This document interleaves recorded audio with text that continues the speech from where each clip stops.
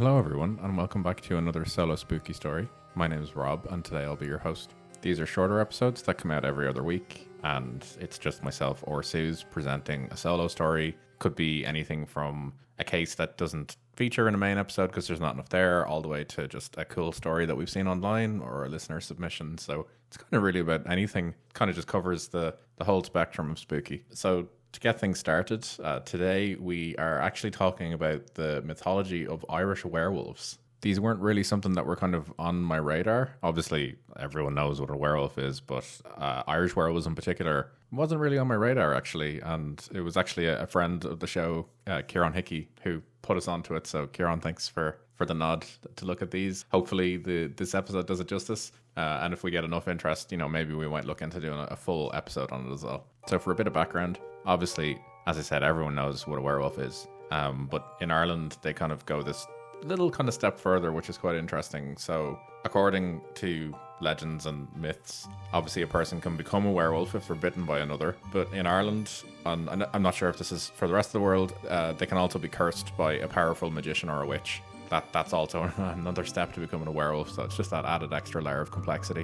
Whereas the traditional werewolf that we all know, I'm not talking about Twilight, they obviously get turned into werewolves. It's a human that gets turned into a wolf during a full moon. Irish werewolves, on the other hand, though, are actually said to be able to shapeshift into wolves at will, and obviously usually during a full moon. But this is a choice that they make. That's one side to it. There is another side that I will get to in a bit.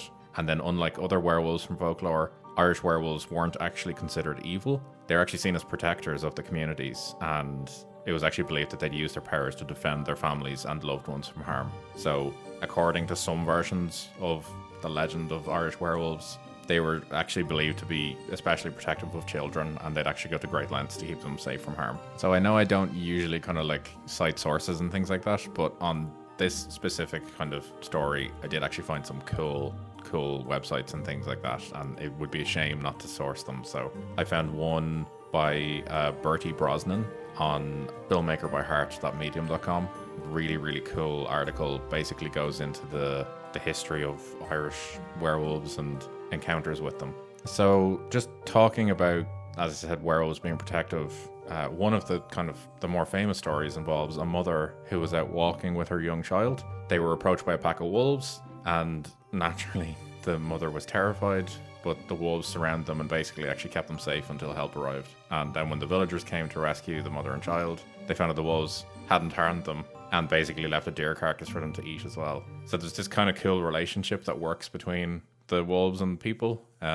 Really interesting. And for anyone that doesn't know, Ireland had a fairly large population of wolves up until I think it was the 1800s. Like, there was accounts of wolves attacking villages in Ireland and people obviously dying. So like they had a very large population, and they're unfortunately extinct now in Ireland, but there has been in recent years kind of talks of trying to rewild the country again with wolves. And then just one other story then of werewolves, I suppose, protecting people. There was an Irish werewolf was said to have saved a girl from a group of bandits who'd kidnapped her. The werewolf basically chased the bandits away, returned the girl safely to her family. So it's, pretty clear that werewolves in Ireland have a very different relationship with, I suppose, werewolves of the rest of the world. They're as protectors and are more kind of in that kind of, I suppose, like vigilante role, I guess, for lack of a better word, or almost like superheroes, where they protect people, they protect citizens, and they kind of like keep people safe and, kind of keep a bit of order in the country. So really interesting. So the most, I suppose, famous werewolves of Ireland are the Ossory werewolves. So the ancient kingdom of Ossory comprised largely of what is now counties Laois and Kilkenny, primarily before the Normans arrived in Ireland in the late 12th century. So a good bit before, obviously, any modern Irish history. And the cool thing about the kings of Ossory is that they actually claimed descent from one specific person, Laniach Félid, who was said to be the first person in Ireland to adopt the wolf shape. And then his brother was called Feardach MacDua, and he was also recorded in medieval genealogy as the king of Ossory and the ancestor of the subsequent generation of kings all the way to the Norman conquest. So you have this really cool direct link there, tracing werewolves and royalty kind of together, linking them together and tracing them all the way back, ancient Irish history, which is something that we also saw when we looked at the Fomorians. We saw again there was that link there, like linking people back generations and generations to ancient population of Irish people. So the difference about the Werewolves of Ossory in certain, I suppose, contexts is that they are recorded in medieval Irish, English, and Norse sources. So the legends, I'd say realistically, they come from the fact that warriors in ancient Ireland were referred to as having like wolf-like characteristics, and it was also helped by the fact that they wore wolf skins to make themselves look more wild and feral. And apparently, I saw online there was an adjective for Irish warriors where they'd say to go wolfing. So this was a term used by the warriors as they went on raids, and these group of warriors became known as wolf warriors or Luchthon, which means wolf skins. They realistically are the basis for kind of the background to these stories about the werewolves. It's pretty normal, I suppose, to link the two together. So as I said earlier, like Ireland had a pretty like dense, like large wolf population. So up until I think it was the 16th century, Ireland was like vastly covered in woodland. Today it has, I think, the lowest forest cover in all of Europe, but in the 16th, 17th centuries, basically the total opposite. And wolves pretty much had the roam of the place, to be fair. Like even during the kind of the 17th century, there were like bounties placed on like hunting parties for wolves. Like it was that serious. Like the royalty were kind of getting involved, putting bounties out for people to go out and bring in as many wolf skins as they could. And unfortunately, the last recorded account of a wolf was in County Carlow, I think around 1800. I could be wrong, but the wolf was apparently killing a sheep, and someone got together a party, came out and killed it. So the cool thing about the wolves and werewolves is that these are actually like pretty well recorded in Irish history and like in ancient Irish history as well. So there was a famous Welsh author, Gerald of Wales, and he actually had a book called Topographa Hibernica, or the Geography of Ireland. And he actually in this recorded, I think, what's basically the most famous account of werewolves in Ossory, and it's basically, I think, what kind of effectively put them on the map, for lack of a better term.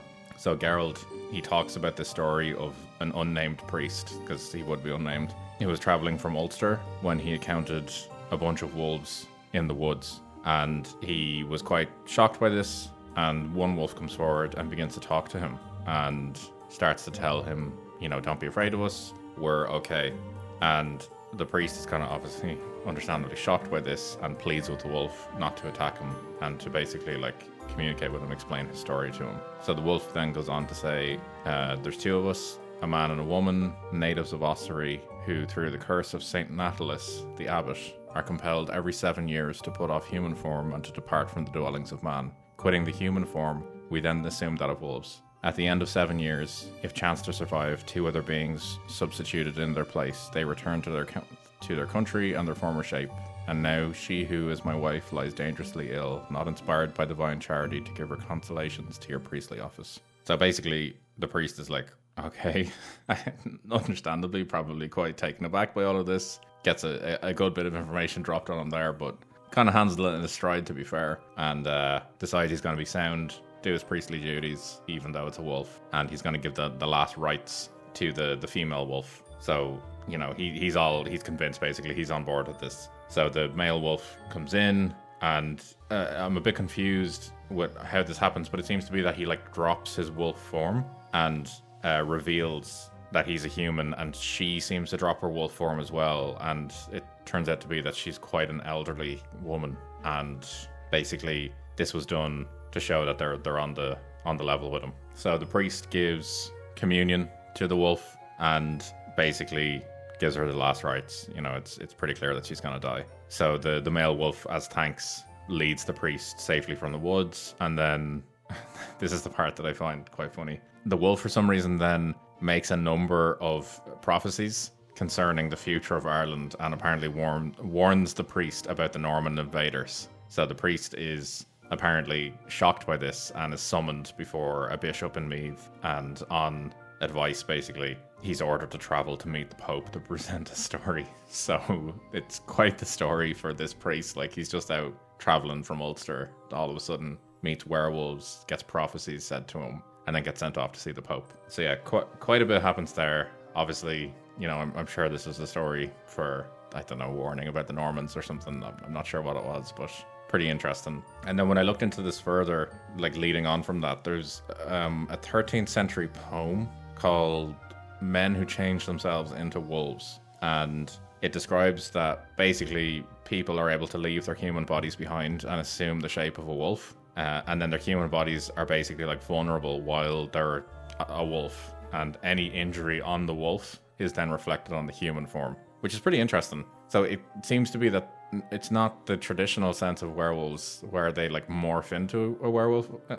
They actually like leave their body and become a wolf. So yeah, they have to be careful. Friends and family are basically told don't touch their bodies. Any disturbance at all could hurt them or potentially kill them. And they basically have to like keep an eye out for them while they're off doing wolf things. So yeah, just to kind of like round it off then, I did see mentioned online on the website I mentioned earlier by Bertie Brosnan that he says that there's evidence that suggests that there's the belief in Irish werewolves actually persisted well into the 18th and 19th centuries, and says that some historical accounts indicate that people who exhibited erratic or violent behavior were basically accused of being werewolves and were sometimes subjected to punishments, which is kind of a bit of a contradiction because, what I just said there was that werewolves were viewed as protectors in society. But then also at the same time, if someone was being violent or erratic, they're also a werewolf. So you can't really win there. So yeah, that's kind of it. So yeah, like there are other stories of werewolves. There's the Lanyok Failed, who's the wolfmen of Tipperary. It's a whole other story about men who shift into wolf shapes, and one man in particular has like kids and everything, and they become wolves as well, and they go off and kill herds of sheep and all that. So there is more to it, and there's obviously not just Irish stories. Then there's some Norse versions as well, where they talk about again the werewolves of Ossory. They talk about these people in Tipperary. So yeah, there is quite a bit to it, and it's one of these interesting things that I really wasn't too aware of Irish werewolves. I kind of knew something about them, but that was kind of it. And like obviously everyone knows about the standard werewolves, but I wasn't really aware that this was like quite an ancient Irish tradition as well and stories. So really, really interesting to look into. I'd really recommend anyone who is interested to look into it further. And there's even more stories that come out of it as well, like more Irish folklore stories. For anyone that remembers the Fomorians episode, I talked about Cuchulainn, who was an Irish hero. He pops up again fighting wolves and things like that. So I might do another story on him. I might actually dedicate a full episode to Cuchulainn because he's a very, very interesting character. But yeah, that's it. I hope you enjoyed this episode and you learned just a little bit more about werewolves. They're an interesting bunch. Not the usual Stephanie Meyer werewolves either, which is a nice thing, I'm sure. But yeah, as I said, I hope you learned a little bit more. And, if you did enjoy it, you might get in touch with us on Instagram at the spookyaf pod.